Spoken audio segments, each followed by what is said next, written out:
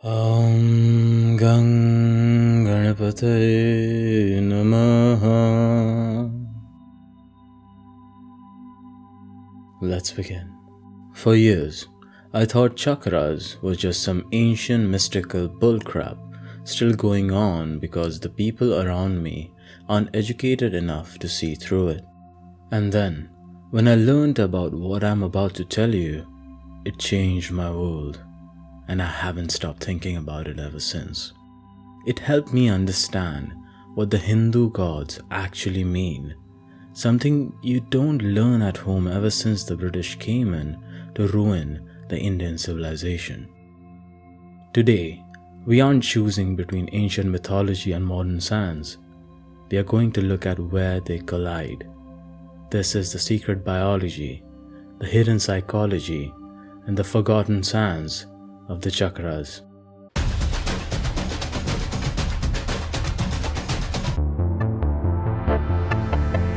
For thousands of years, ancient Indian philosophy didn't map the human body as a collection of flesh and blood, all controlled by subconscious section of your brain, but as an instrument to attain the status of divinity.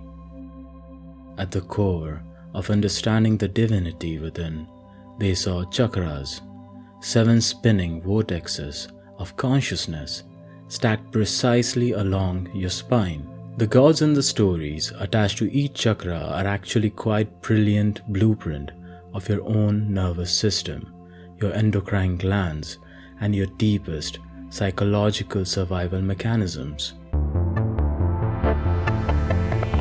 We begin at the absolute bottom, Mooldhara, the root chakra.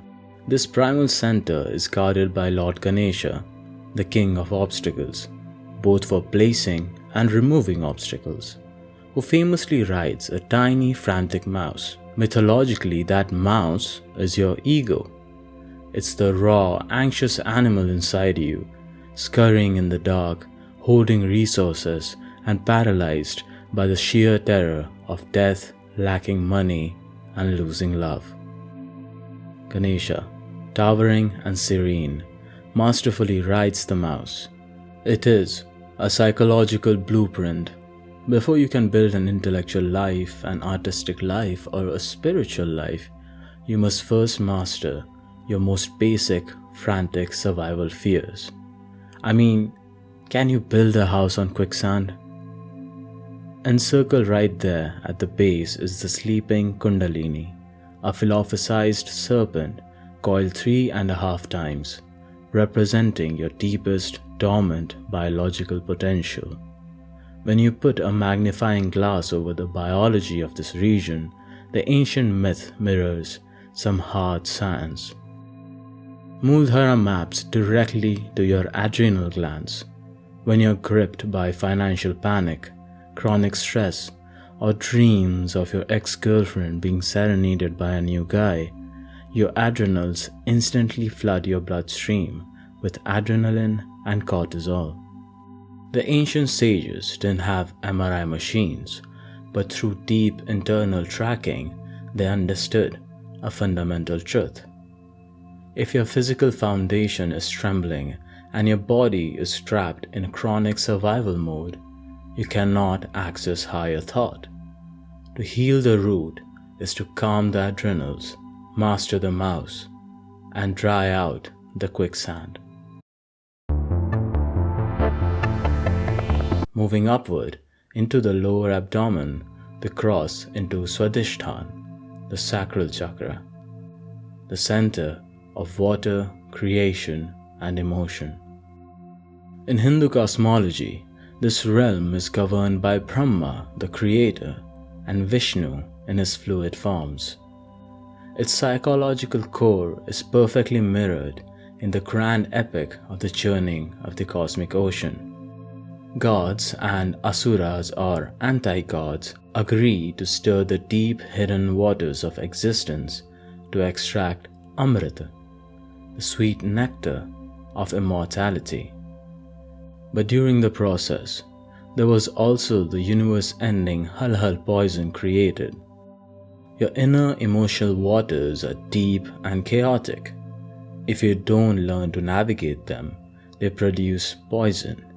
But if you master them, they yield the nectar of pure creativity and vitality. Now look at the biology of this region. Svadhisthana maps directly to the gonads, our reproductive glands that secrete estrogen and testosterone.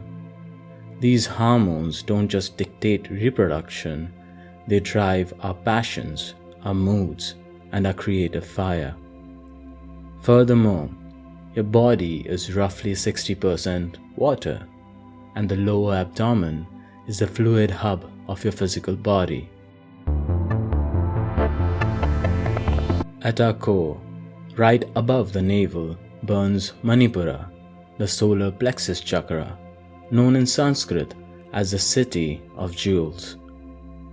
This is the realm of fire, personal power, and transformation, governed by Agni, the Vedic deity of sacred flame. In the Mahabharata, there is a story where Agni grows weak and lethargic from consuming too many heavy offerings. To regain his radiant power, he must consume the dark, overgrown Khandava forest, burning away the wild jungle to clear space for a majestic kingdom. Mythologically, that forest is the clutter of your own ego. Manipura is the fire that burns through that stagnation. Biologically, calling this center a fire isn't just poetry, it's precise metabolism. Manipura maps directly to the pancreas and the celiac plexus. The pancreas regulates your blood sugar and produces the enzymes that digest your food, physically converting raw matter into fuel.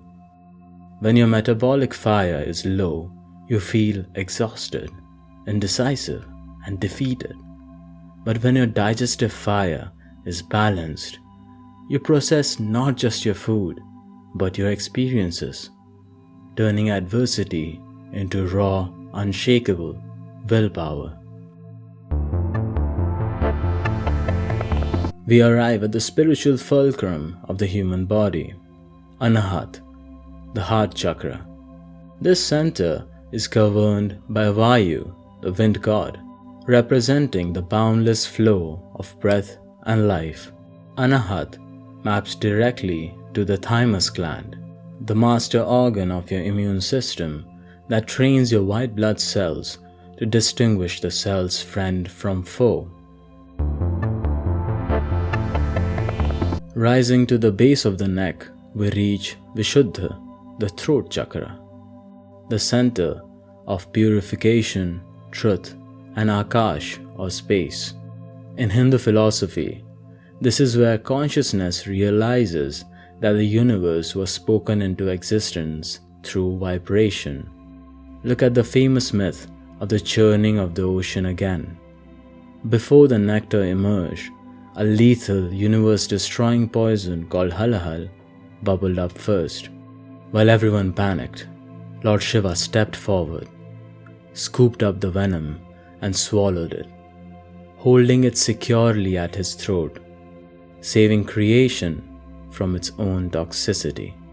Mythologically, it is the ultimate lesson of the throat, learning how to filter the poison of the world, refusing to let toxic words become part of your bloodstream, and knowing when to speak your truth without destroying those around you.